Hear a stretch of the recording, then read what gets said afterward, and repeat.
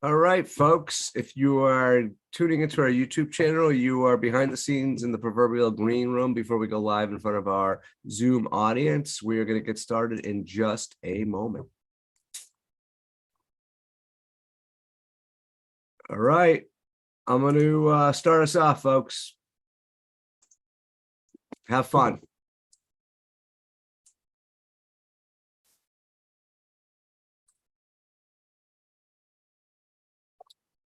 Greetings, everyone. This is Eric Glazer, and welcome to our live recording of Bright Spots in Healthcare, produced by Shared Purpose Connect.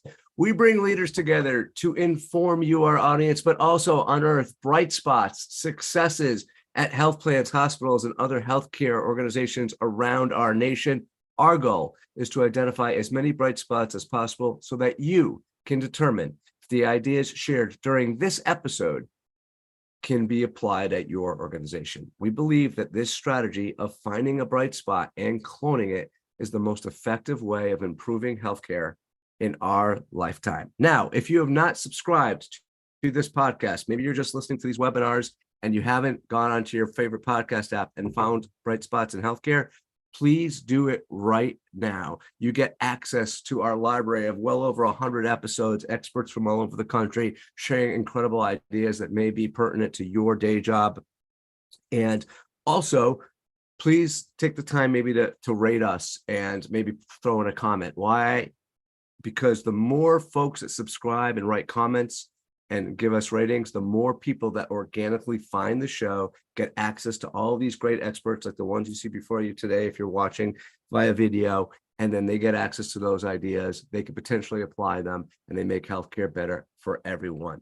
For example, we just recently got a comment on Apple Podcasts with 4.8, rating, and it said, incredible ideas shared by incredible guests. This is the best source to gain great ideas. He actually put in, or she put in parentheses, bright spots from payers, providers, and other innovators from JIG in Brooklyn. Thank you for that comment. Those are the things that help more people find the show. It also puts pressure on our esteemed panel that you see in front of you today to be equal to the task. And our topic that we're going to cover is certainly current and relevant to all of you listening. It's last minute gaps in care strategies. And we have an incredible superstar panel in front of you today. We are going to post their bios in the chat and in the show description if you're listening on the podcast, so you get a full understanding of the expertise and experience you're about to benefit from. But I'm going to introduce them by name, title, and company right now, just so you have a sense, especially if you're listening and you're on a walk, on an airplane, who's going to be talking to you today. First is Marsha Barlocker. She's the Senior Director of Quality and Case Management at HealthTeam Advantage, a 5-star Medicare Advantage plan down in the Carolinas, down in North Carolina. We have Chad Baugh, who oversees strategy and solution strategy for ReferWell. We have Vandana Bharani. She is the Vice President of HEDIS Strategy and Analytics at AmeriHealth Caritas. And we have Frank Izquierdo. He's the Senior Vice President of Provider Solutions and Strategic Alliances at AvMed. Really thank you all for being on the show today. As usual, like I said, we're going to bypass those formal introductions and put those bios in. We have divided the conversation today, what I would call, into 4 show segments.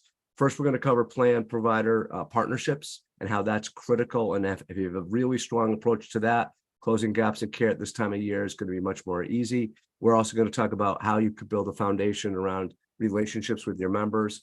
We're going to talk about analytics, identification, and targeting. And the final segment is all going to be around incentives and putting systems in place so that not only are you closing gaps in care more effectively throughout the year, but certainly you could accelerate that as you close in through the last 4 months of the year. Our partner in crime and sponsor today is ReferWell, an organization that Chad Baugh represents. They help health plans improve access. They help health plans enable patients to improve access to providers by efficiently scheduling those members for the care they need. They also help bridge that and create that strong payer provider partnership. You can learn more about them at referwell.com. And I'll also tell you a little bit more about them myself later on during today's episode.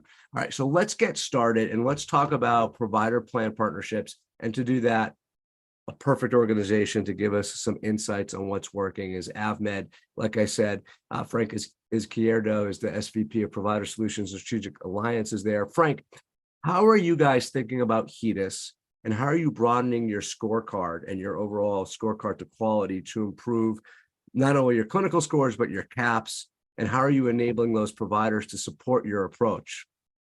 Right. So, with HEDIS, we have several different approaches, right?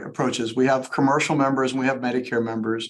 So when we look at Medicare, and I'm going to start there, we're looking at not just HEDIS, but STARS overall, right? And that of course includes HEDIS and the CAPS component.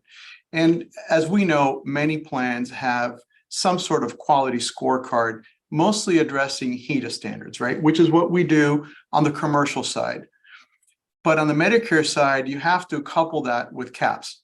And so what we've done is in our quality scorecard, not only are we addressing the HEDIS measures that need to be closed, but we've also included two things. One, we do a mock CAPS survey every year. We do it multiple times throughout the year. And those scores are reflected in that scorecard. So whatever score we're reaching for that PCP or PCP group, that there's an incentive for reaching that higher score. In addition to that, in order to get the providers to be aligned with CAPS and get the members motivated to answer the CAPS surveys when they do come out, we've added some action steps to the scorecard that the providers need to take or should take to help excel their standing on CAPS. For example, we have asked them to give us their third next available appointment. What does that mean? It's if a member needs an appointment, they call and say, I need to be seen. What is the third next available that's convenient for the member? And the gold standard for that is the same day. We don't expect that most doctors are going to be at that gold standard, but it gets them thinking about how do they move their scheduling system to ensure that they can meet at least same day or 24 hours. So we've asked them for the third next available appointment. What is a preferred delivery system of specialists so that we can go out and speak to the specialists and make sure that they're aligned? We've also, asked them to do communications to their patients, our members, really explaining to the member that when they do get a CAPS survey, that they should answer that survey. And lastly, we've also provided an incentive for those PCPs that do their own surveying throughout the year to make sure that the member has some sort of feedback loop for those PCPs. Wow, so you were holding out of me in the prep call. That is a lot of good stuff there. Let me see if I could repeat that back to you, make sure our audience captured all of that too, and so we could get that down accurately. So you're looking at HEDIS and CAPS, broadly for all your lines of business, but certainly you're coupling them together for MA. We know that you're adding that mock CAPS survey that you're doing multiple times a year. You're tying that to incentives that you just mentioned. I'll come back to that in a moment. The second thing you said is you're adding action steps to your scorecard to help providers have a roadmap, an execution roadmap, to make sure that they are improving their standing on CAPS. And as an example, you said, hey, we want to know your third most available appointment time for an appointment. And the gold standard, of course, is same day. Not all of them reach that. You also then went on to mention that you want your specialists to report back to you on their preferred delivery system. And then you're also provided, I don't know if you're providing incentives, I can't remember if this is the case, for PCPs to provide communication to their patients who are AvMed members to take the CAPS survey. So you have a better adherence rate on the CAPS survey participation. Did I capture? Yeah. The incentive is that communication piece, that action step to push the member to make sure, or at least let the member know that they may be getting a CAPS survey. If they get a CAPS survey, we would want them to fill that survey out. Okay. But that's part of that incentive scorecard. Now, what we did talk about, what I didn't really touch more on, Eric, is that once we have that preferred delivery system or who the PCP is referring to, we're looking at the specialist. And in the past, we have also done incentives with specialty groups where we see that based on the mock surveys, they are performing below expectations. And so we've done an incentive program to have them improve their mock survey results. We did that a couple of years ago, and out of 10 groups, we were successful with about 6 of them in ensuring that they could actually improve their scores. And we did that through an incentive program. Very interesting, very cool. And I want to come back to sort of provider incentives later on in the show, because I know you have some things to say about that. So we'll do that as a little bit of a tease. As our producer, if you're watching live, Sherry Kills, remember that everyone, we have a Q&A module. You could ask questions to our panelists. They may have to write the answers in. Maybe I interject if we have time and get some of these questions answered live. So folks, feel free to use that. The other thing I forgot to mention on the onset is one of the reasons we've been able to grow this show over 10 years and get the high ratings that we do is because we listen to what you want, we deliver it for you. So the way we communicate with you and get your constructive feedback on how we could be better, how I can be better, is through a survey that we'll send out at 45 minutes past the hour to everyone who's attending live. It's a Survey Monkey. It's designed to be completed in 2 to 3 minutes. And for those of you attending for the first time, we really look at each one of those and appreciate your feedback. It helps us craft the show. For your regulars, every time you do that survey, we look at it and we take your information and the feedback. So keep on taking them, please. I'm going to move over now. We want to talk about provider workflow and why it's so important to enabling a health plan and provider to work together, and why it's so important for all of you listening from the health plan side to enable those providers to help you close those gaps and hit those 4- and 5-star ratings that you need to do to generate the revenue that you need to make it all work. So I want to bring in Vandana Bharani. She's the VP of HEDIS Strategy and Analytics at AmeriHealth Caritas. Vandana, can you talk about how you guys are going about meeting providers where they are and fitting into their workflow so that they actually do the things that you need them to do? Yeah, absolutely. I'm excited to share, and I want to say kind of upfront, this is a work in progress. We are covering several states, and so it is something that we're working towards in terms of fully meeting our providers where they are. We believe that that's pretty important. And what that means is that looking at creating different ways of exchanging data to support both the ingestion of data as it relates to care gaps and understanding where our member experience is, but as well as pushing data out effectively that the providers can use to support closing of care gaps and caring for their members, as well as impacting member experience, like Frank was talking about. So we do work with a number of different channels of bringing the data in. Of course, in any state that we're in where there's an HIE or health information aggregator that we are working, a health information exchange, that we're working with them to ensure that we're bringing in both real-time data for admissions, discharge, and transfer, but also any type of clinical continuity documents or clinical data that they have access to from the providers that they're integrated with. We're also working to establish FHIR-enabled data points or exchange points with providers through data aggregators and other organizations that can help to create that highway of data sharing. And then we also share data just independently. We look at and are open to taking data from providers through flat file exchange, sharing data through our provider portal, creating reports that support the providers, whether it's sharing information of how they're doing with relation to their value-based program, but also as it relates to care gaps or condition management. That's great stuff. And like how hard is it?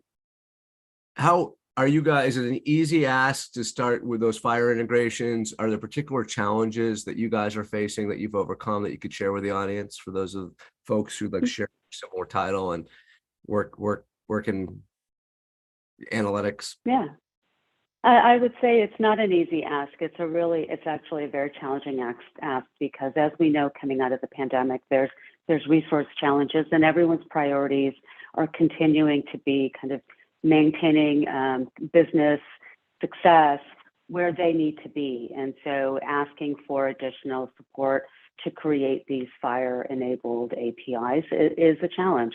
We are working with aggregators and looking to try and create a point of convenience so that if an aggregator is already on campus, that they can then leverage some of that activity. FHIR enablement, I think we're, as an industry or an ecosystem, is really something that we're still a little bit away from. The easier way of exchanging data is either through an EHR extract or kind of an EHR integration at this point. Right. Thank you for that. You know, staying on the topic of data, because it's so critical to forging really strong provider partnerships that health plans are so heavily invested in. I wonder, and Chad, let me bring you in. As a reminder, Chad runs commercial strategy at ReferWell. How are health plans, Chad, managing and maintaining data on their providers so they can ensure members can conveniently and quickly access the right provider at the right point in time? Yeah, I think that's an ongoing challenge. It's just as challenging as Badna articulated in getting members and their data to the providers and getting members and data back. Is those things are very difficult, and providers are up against all kinds of constraints. So to ask them just to do another integration is the fastest way to get a provider to hang up on you. So first off, to answer your question, you know, keeping a fresh list is really difficult. There are a bunch of vendors out there that do it from a kind of just a data or a kind of an automated way. One of the things that we have found, and when we worked with Blue Shield of Arizona, and we do this with all of our clients, is that list gets stale very quickly. Things like, hey, a provider retired, or they're on a mission trip, or unfortunately, you know, some of them passed away, or they've, whatever it could be, and they've moved offices, or their phone number changed, or their fax number. All of those things are happening in real time. And then to give a patient a static list to go look at, it doesn't show them how close the provider is to them, et cetera. So in our program with our clients, we reach out, we get the health plan's provider list, but then we actually kind of layer three things onto it, which is one, we bang up against those third parties as well. But number two, we actually reach out to the providers individually, let them know that we're going to be sending them patients for whatever type of care gap it is, an annual wellness visit, a colonoscopy. And while we're doing that, we validate, hey, do I have your fax number right? Does, you know, Dr. Frank still practice there, et cetera? And having that and having a constant follow-up with them after we've sent patients, we also follow up to make sure they went. We learn things like, oh, you know, Frank's going to be out of the office for the next 2 months. He's going to Africa on a mission trip. Okay, so we won't try to schedule with Frank the next 2 months. Those stories that we get and the relationships we build with the providers for the health plan help us to make sure that list is really tight. And I think we're probably going to hit on this a little later, but that's so critical to be able to book the member directly with the provider. We do it in 5 minutes or less while the patient's still on the phone. And it gives us knowledge on, do they have a third party they're integrated through? Do they want the information through fax or however? And we can get them the information that way too. So Chad, I just want a quick follow-up, because you'd mentioned, and I'm using my words, not yours, like this three-pronged approach. And you mentioned, first of all, the third-party data. Then you mentioned reaching to providers to gain access to not only their schedule, but also validate if the information within that practice is accurate. So that's a lot of hard grind. And then I don't know if I caught the third one, or well, the third one is talking to them about how they like to receive, because most of them will say, like I said at the beginning, they don't want to integrate out of the gate. But once they see that you're helping them book patients, that actually it's not some patient who came in through the web that was looking for a neurologist but accidentally went to a urologist, right? You're booking patients that need the clinical care. Once they see that on an ongoing basis, they go from accepting fax and us calling to follow up, you know, once a week or once every other week, to asking the question of how can we do this easier? We're getting a lot of patients from you. So we start moving down that path of integration, and we can bring in the methodology that works best for them. Great. I want to transition over now to building relationship with members, and I think the panel seem to be knocking off a lot of the questions coming through the Q&A module because we are running tight on time. I do want folks. I know you register for this. You have to fill out like 4 forms. It's not exactly a huge lift, but it's something. Our next episode, because you were coming up against the holiday. Our next episode is going to be September 14th, and it's covering the future of senior health. So we're going to talk a lot about like innovation tied to senior health, Medicare, equitable access, and the challenges commercially with open enrollment. And so it's going to be a really interesting panel, sort of a nice extension of the conversation we're having today. If you want my team to just register you, we're going to put up a quick poll. Just click yes, and we'll register, and you don't have to worry about it. And you're registered for September 14th. 12 o'clock East Coast time. It's a Thursday. It's the same time as we always do. The other thing I'm going to mention too is if you're going out to Vegas to health this year, we'll be out there. I'll be personally out there. If you want to connect, why don't you direct message me through the chat, or if it's easier for you, especially for you who's listening to the podcast, you can email me directly at eglazer@sharedpurposeconnect.com. It's my personal email address. I look at everything, and just put like health, meet up at health in the subject line. We'll schedule some time to meet each other face to face. That's always fun. So I'm going to bring back, I'm going to bring in Marsha again. And Marsha Barlocker, she's at HealthTeam Advantage. I want to talk about Marsha. Actually, this is the first time I've brought you into the conversation. Sorry. I want to get sort of your perspective as a member of a team that's reached 5-star status, the foundation you've built to more easily close gaps in care right now as we approach the last 4 months, really the last 4 months of the year. What's the key foundation that needs to be built? What's the key to your success in getting those 5 stars? I may have some follow-ups for you too, but I'd love the audience to hear that. Well, first thing I would say is creating a culture within the company of a 5-star reaching trend.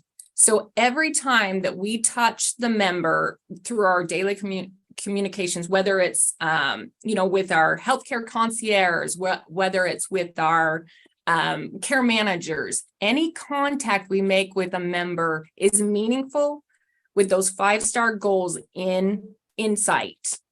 One of our biggest success stories, and I think we call it our secret sauce, is our healthcare concierge team that starts out with a member signing up for our plan, and within a few weeks, they receive their personal healthcare concierge magnet to put on their fridge and make that initial contact with someone that is walking them hand in hand with their care. They know that this person is local, talks like them, knows what the current situation is in North Carolina where our plan is, and can relate to them. They're mission driven. We have the same values. We want you to succeed. We're here to help you. The communications are meaningful and on point for that 5-star culture that we've created. Our HCCs are well trained. Yeah, outsourced, or are they full-time? Nope. They're all in-house, and they go through lots of training. In fact, one of the cool things as a nurse, I really appreciate that we use empathy with training our HCCs.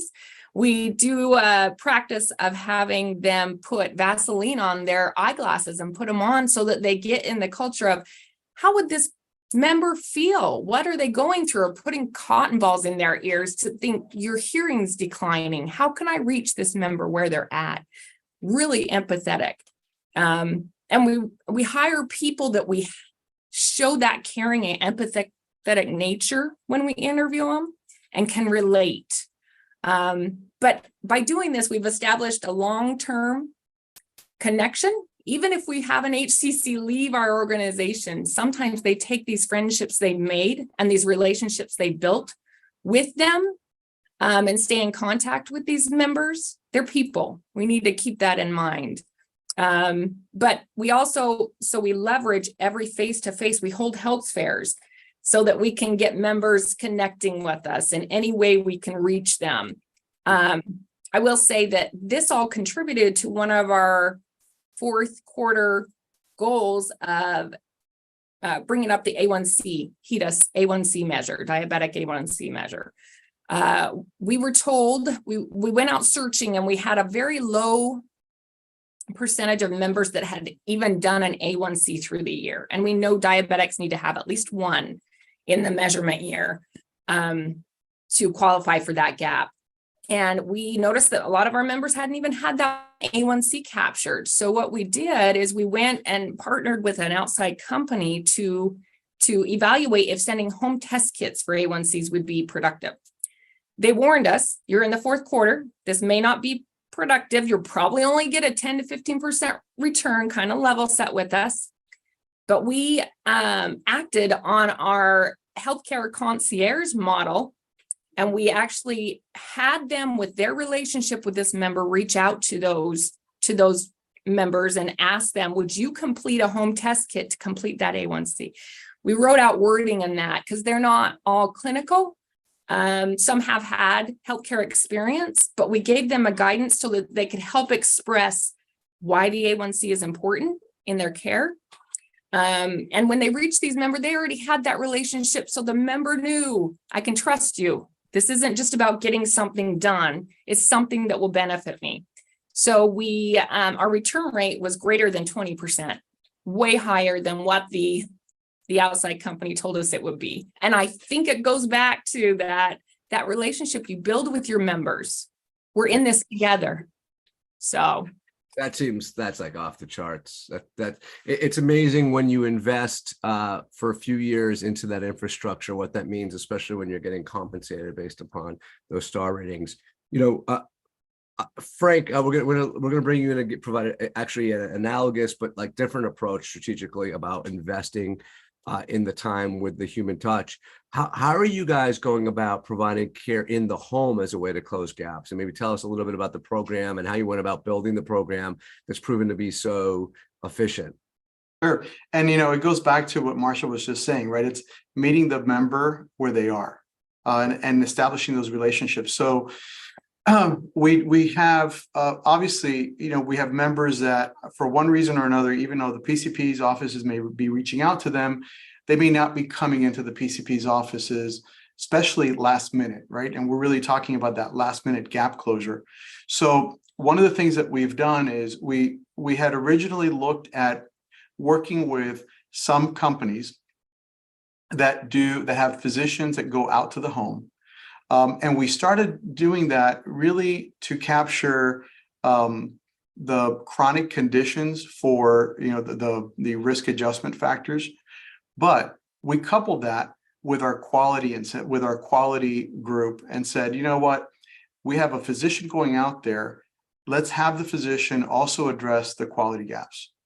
So we looked at, there were two local groups, and it was important for us to make sure that we were working with local companies that had local physicians that were also in tune with the diversity of cultures and equity that we have in our population, right? It's homegrown, they're homegrown companies here in the state.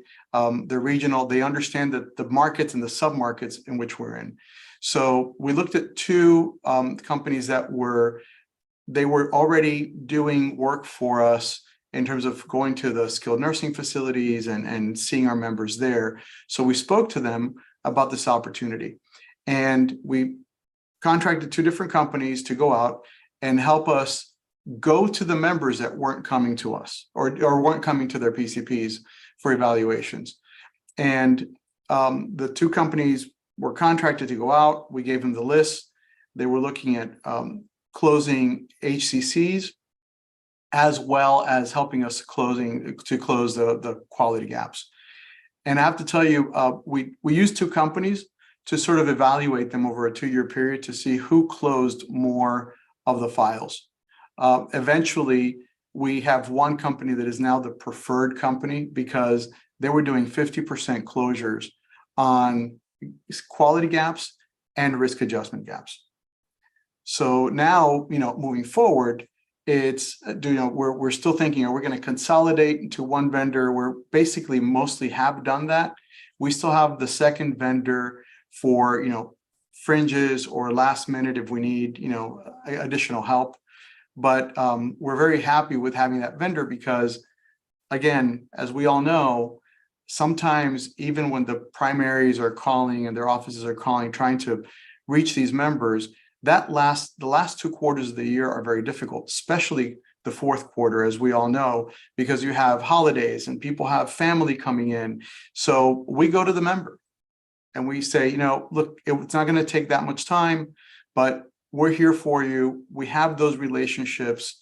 And a lot of these companies have now, the 2 companies have established relationships with those members, but they have not deteriorated the relationship with the PCP and the member. So that doctor going to the house is still encouraging the member to go back and follow up with the PCP.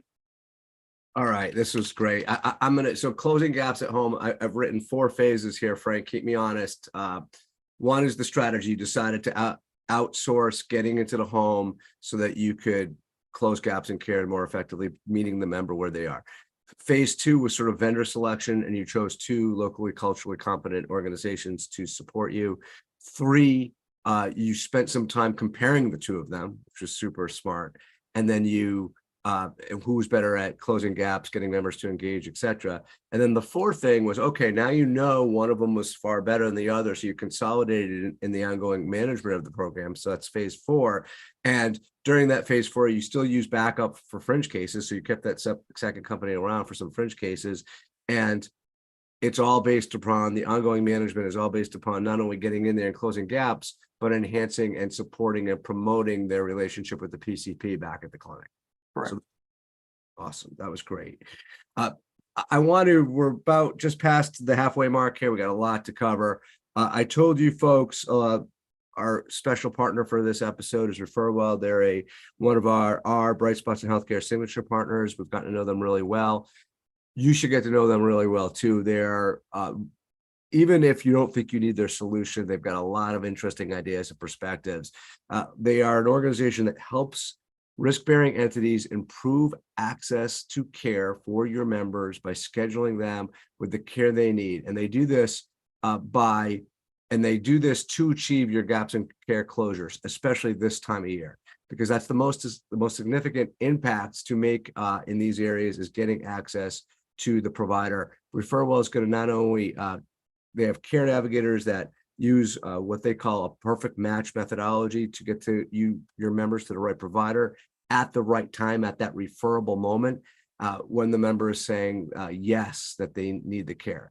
It's a seamless scheduling process. While that member is still on the call, it's proven, and it provides better access, a better experience, better CAP scores, better outcomes for members, and better overall quality, which affects, of course, your bottom line. So if you want to learn a little bit about their experience, how they go about what they're doing, or just ask them some questions about scheduling and improving sort of appointment adherence, I suggest you just reach out to them. My buddy Chad, who's on the show today, is a great resource, and he's got a team who's a great resource. So during that survey, you could certainly ask for me to make an introduction to them, and I would make a personal introduction to them, and you could take it as you wish, just to gain some insights from that great group. So thank you to ReferWell. Check out ReferWell at referwell.com. I want to move now to identification, targeting, and analytics, and I'm going to bring back Vandana Bharani, and Vandana, can you talk about the concept that you can't manage what you don't measure, and you can have only limited success with Medicare Advantage without really having a good view of your members. How are you guys at AmeriHealth Caritas approaching analytics at a high level to successfully accelerate closures and gaps? Yeah, absolutely. So Eric, I think kind of picking up on what Frank and Chad were saying earlier in terms of the members are hard to engage, getting access, having the right contact information, et cetera.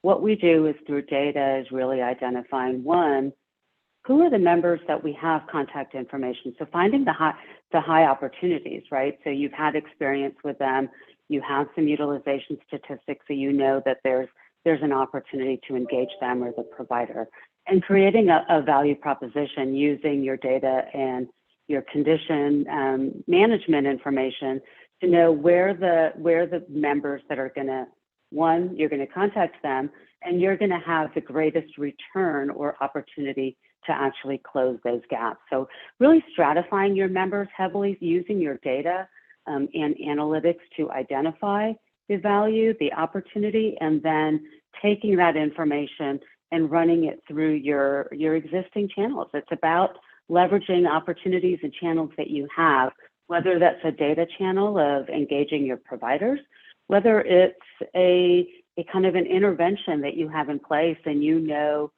I think like Marsha was saying earlier, I needed to get some A1Cs done. I need to get some diabetic eye screenings done. I have a vendor. I now know who the members are that I am most likely to be able to reach, especially in that Q4 push, because you don't have a lot of time and you need to make sure that you're getting to as many folks as you possibly can.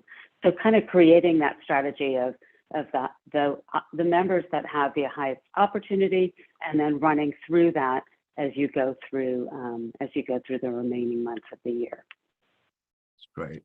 And then, I'm going to bring back Chad now. Chad, once we engage the member, once we target them effectively, as Vandana had kind of set the stage for, how do you go about ensuring that health plans are able to match the member with the right provider? Like, matchmaking's hard in all walks of life, right? How are you? Yeah. Well, we don't do that walk of life, but in the provider member relationship, we definitely can match them. I think there's a lot of important things that were said here by Marsha and Vandana. Like, once you identify people, we just did a joint presentation with Blue Cross Blue Shield of Arizona at Rise West. And a quote they put out is, when it comes to conveying important or complex information like this, you have to build that emotional connection to resolve urgent issues. And a phone call is often a more effective option because it is such a complex scenario. What our platform does is, I talked about how we identify and clean up the provider data, but then as we reach out, and Vandana's example, she would essentially give us that list, and our system, as we're reaching out and talking, we call Chad to get him booked for that care.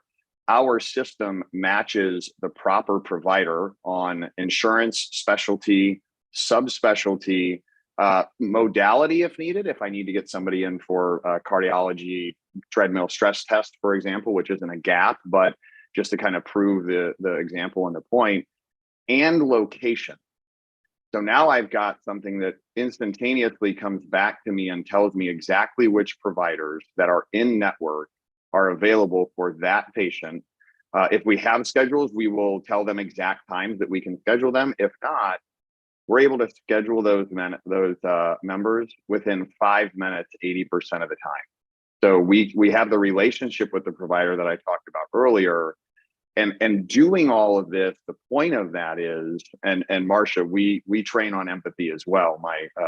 Our head of operations is on here, and we were messaging back and forth saying, oh my gosh, I think we have the same training program.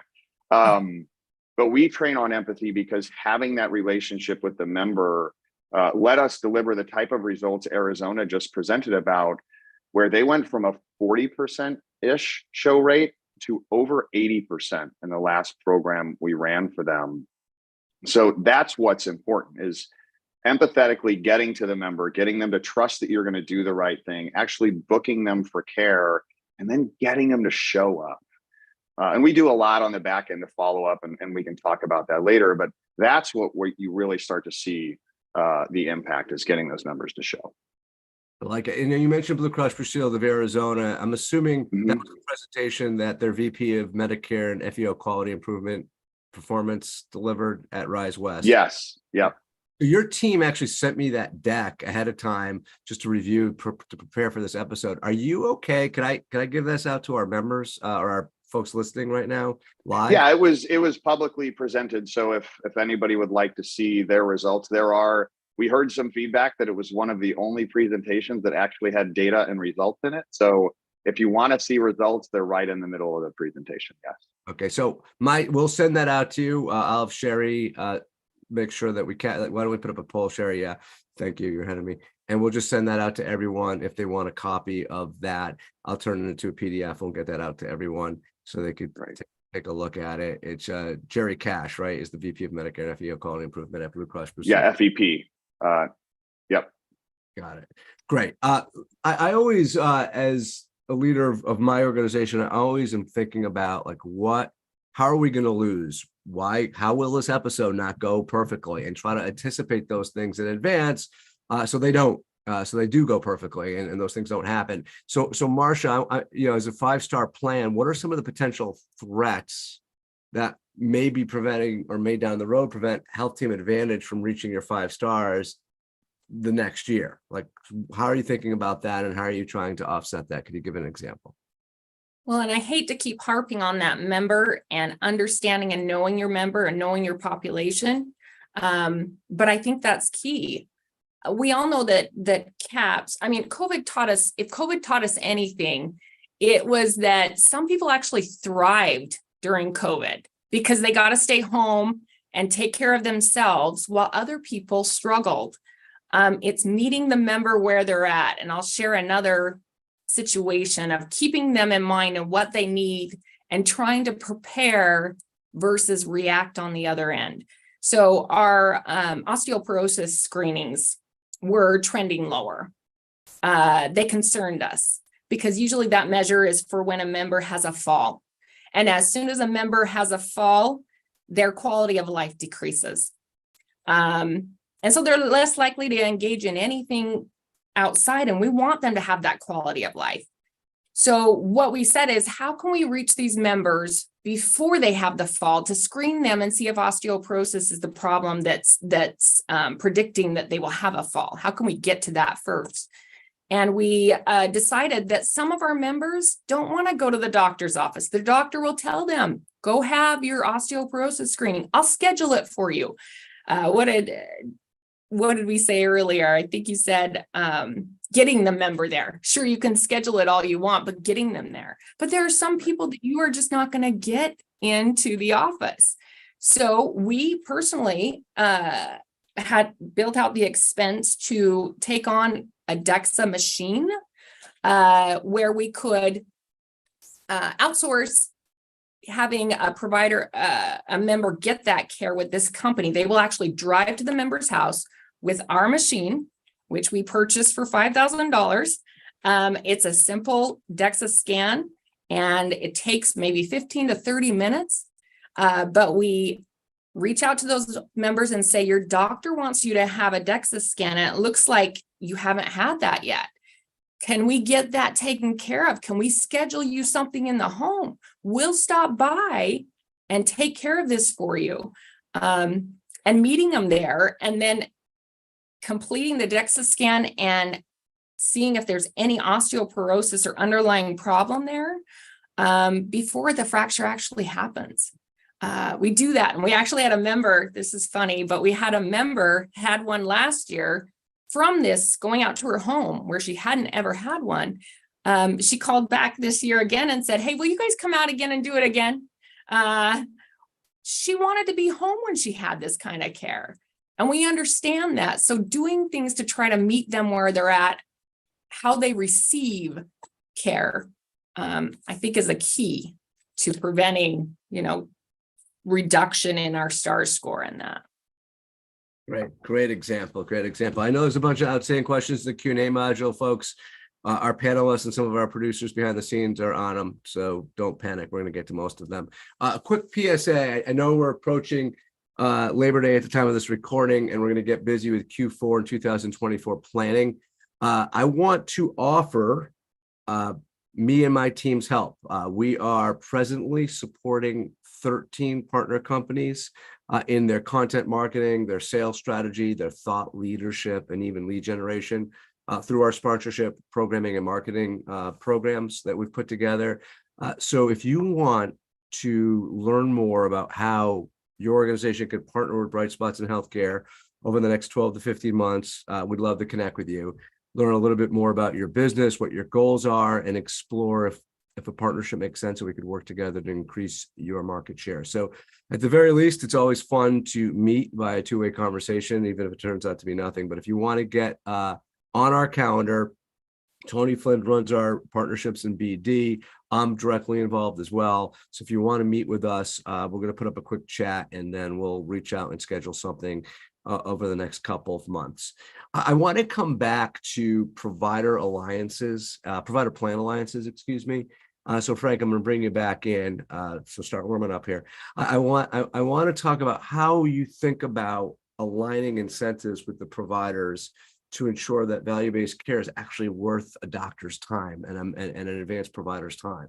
So could you talk a little bit about how you think about that and how you go about it?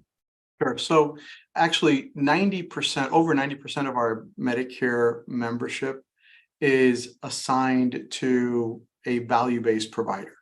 And those are through either direct providers or through MSO arrangements.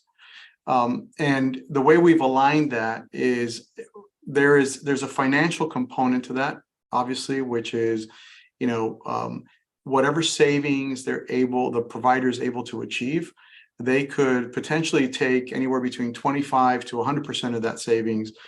On the risk side, if they are at risk, and we have many of those that are, then they're also at risk for the deficits that they may create.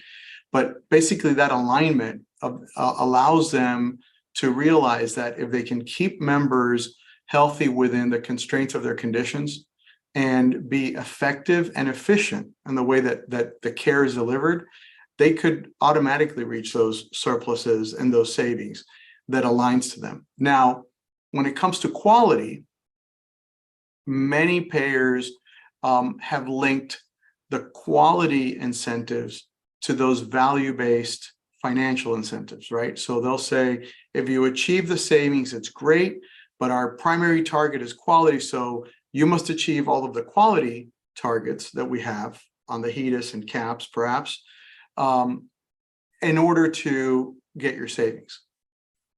What we found is we were looking at a population where the providers, we started going to value-based recently, and when I say recently, probably 5 years ago, we started really ramping up the value-based.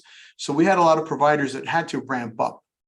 And what we didn't want to do is create a disincentive, right? If they're not going to necessarily meet all of the financial targets to get that surplus or that savings share that they would get, if they weren't going to do that, we didn't want to say, well, why even target the quality if I know I'm not going to get the surplus and it's tied together? So we decoupled it.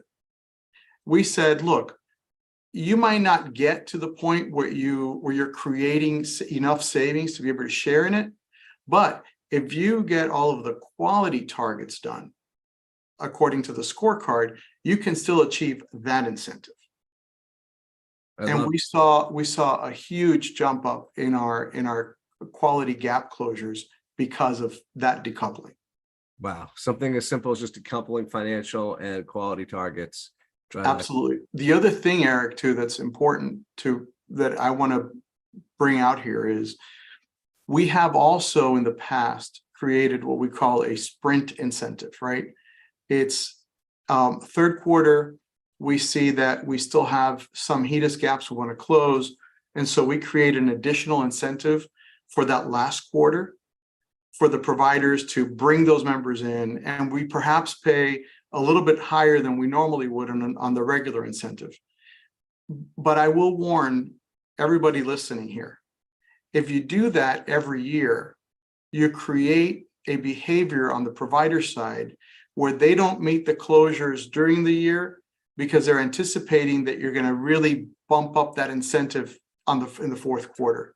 So if you do that sprint incentive, make sure it's an event. It's a 1 year where you absolutely must because something happened and you had to get the members in there. For example, 2020, even 2021, where patients were sort of reticent to go back into the doctor's offices, right? We had to make sure that the doctors were aligned and the members were aligned and they got back.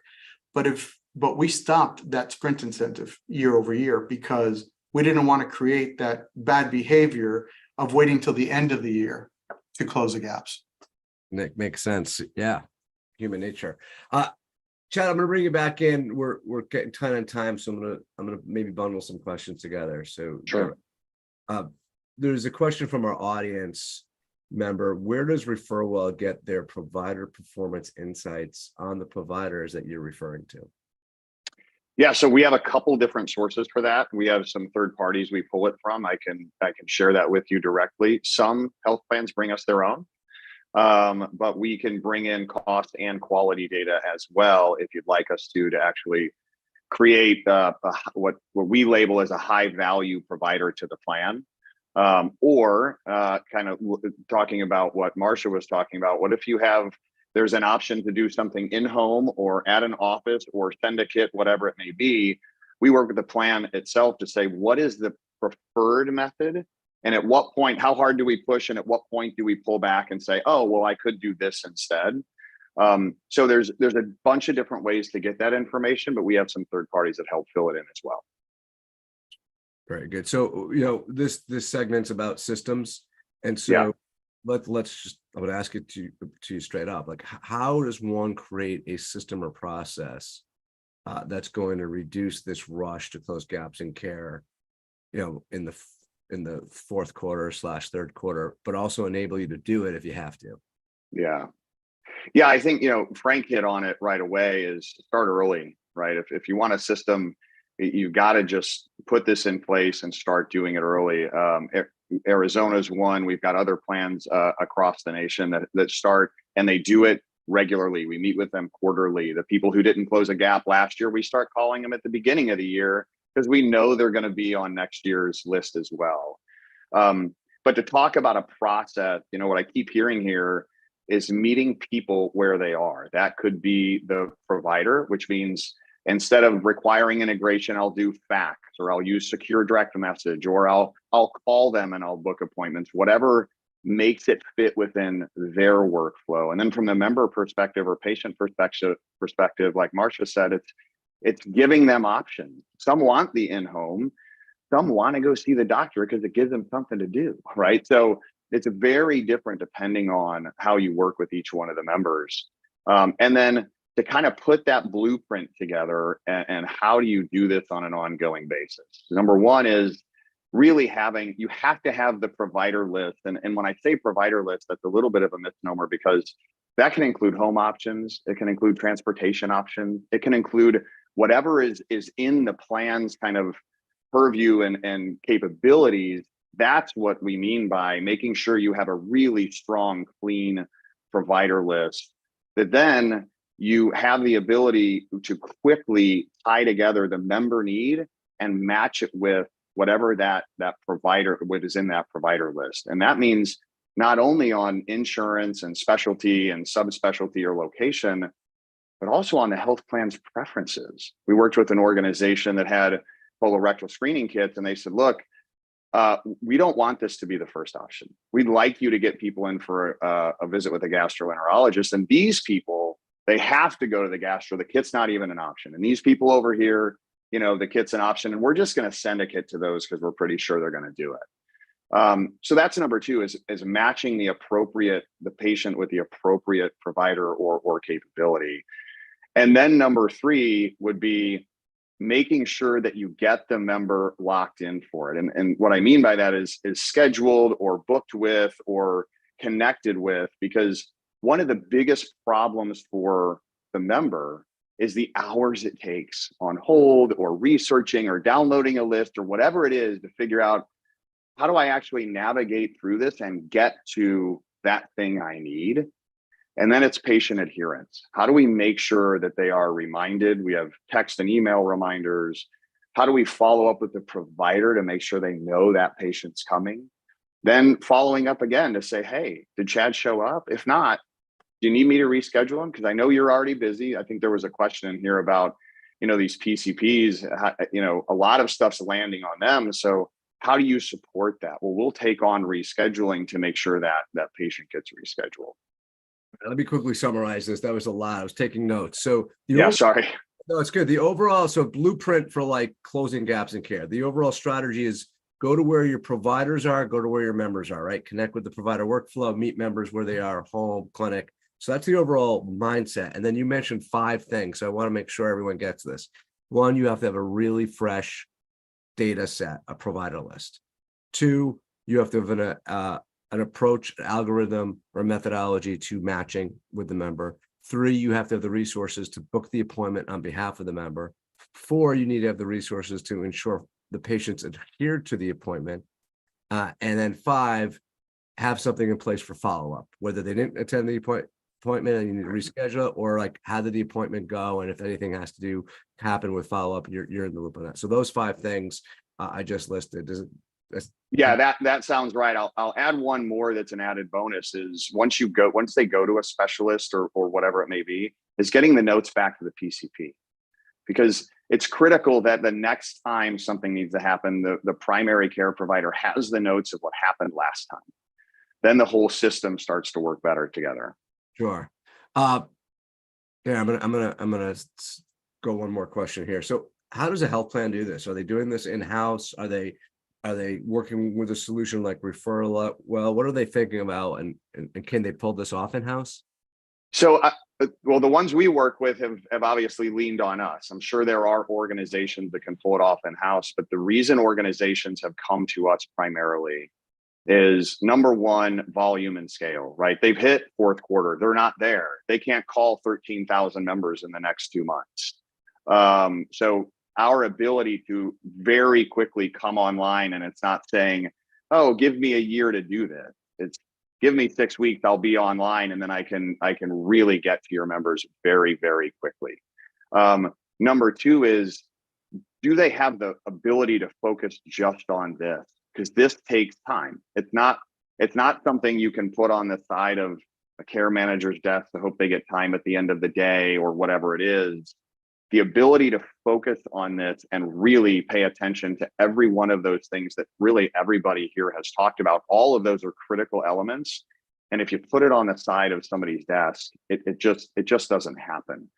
And then that kind of constant vigilance of doing it, looking at the data, tweaking your plan, adding in an in-home option, adding in something else like a fit kit that you would send or whatever it is. So if you have all of those abilities, I would say the number 1 key would be focus.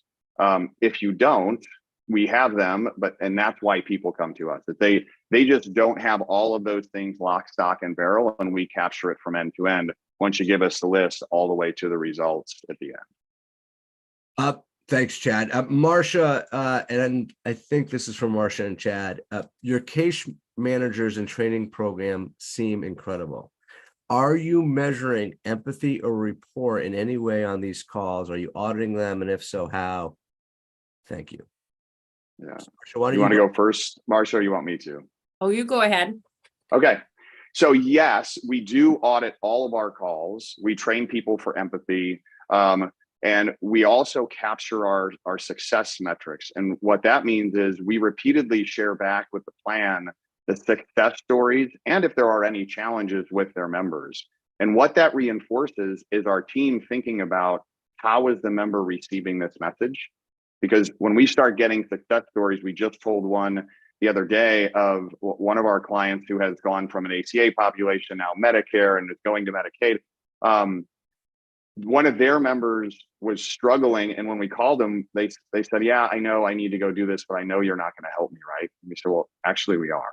We're going to help you get booked right now while we're on the phone. Just so happened, I guess they lived in a condo complex, and we booked them with a provider the following Tuesday. I think we talked to them on a Thursday, within walking distance of their home, and they hadn't been to a PCP in a couple years. So it's sharing those that make the care, we call them care concierges too, Marsha, that make the care concierge feel like they've actually contributed. And then when you share them with the health plan and they're able to share them up is that this is what we're doing for our members, it reinforces the empathy.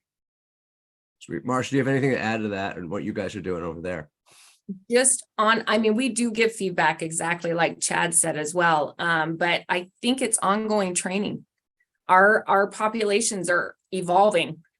And in fact, today, I'm sorry, my camera keeps going out, and I'm at a leadership training meeting to speak of, because it is so important to start talking about diversity and how our populations are changing. Well, our Medicare population back 20 years ago wasn't using electronics. Well, guess what? Now a lot of them, like my dad the other day, 88-year-old farmer, said to me, I want to text message you, teach me.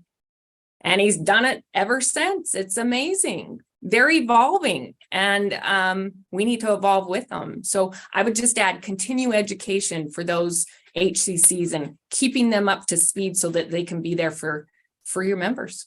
Great stuff. I'll add one thing, Eric. I would say this because we do send out surveys. I'm sure everybody here does. Marsha, I'm sure you do. And those mock cap surveys, we also send post-visit surveys, right? So you get information on the providers, you get a sense of what the member experienced, et cetera. So that survey on the backside, outside of the training and capturing real-time stories, is critically important to let us know how things run. Stuff. Thank you to all of you. Great work. Thank you for all your time to prepare for today. We hope all of you listening, we know this is a valuable hour of your day. You're really busy. We hope you use this episode and the bright spots shared today to inspire your thinking and enhance your organization's current approach to closing gaps in care and improving healthcare for all of us. Provide us that feedback through the survey. This is your Bright Spots in Healthcare podcast. Have a good rest of your day, everyone. Take care.